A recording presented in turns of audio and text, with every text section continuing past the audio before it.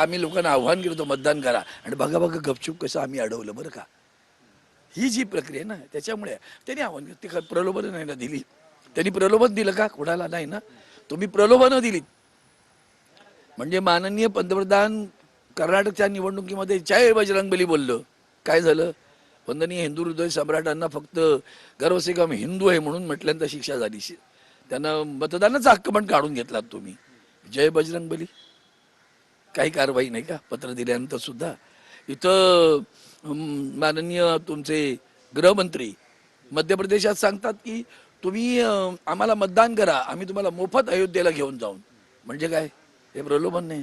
आणि आता जे काय सुरू आहे ध्यानस्थ, हे सुद्धा खरं तर या कोड ऑफ कंडक्टचा उल्लंघन आहे. हाही मतदारांवर प्रभाव पाडण्याचाच प्रयत्न आहे असं आमचं मत आहे. कारण तुम्हाला ध्यानस्थ घरी बसता आलं असतं, मंदिरात बसलात तरी हरकत नाही, पण कॅमेरे लावून बसण्याची गरज काय आहे? स्टंट केलाय पंतप्रधानांनी असं म्हणायचंय. नक्की स्टंटबाजीच आहे ती. अरे ढोंगी माणसं आहेत ते काय घेऊन बसतात ते ढोंगी माणसाचं ध्यान बिन. कायम ध्यानस्थ बसावं अशी मी विनंती करतो. देश शांत राहील बरं का.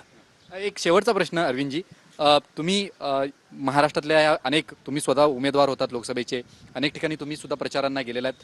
तुमचं व्यक्तिगत मत काय महाराष्ट्राच्या बाबतीत? किती जागा महाविकास आघाडीला लागते? 48. अरविंद सावंत होते, त्यांनी असं सांगितले की ज्या पद्धतीनं पंतप्रधान नरेंद्र मोदी हे ध्यानस्थाला बस पुढच्या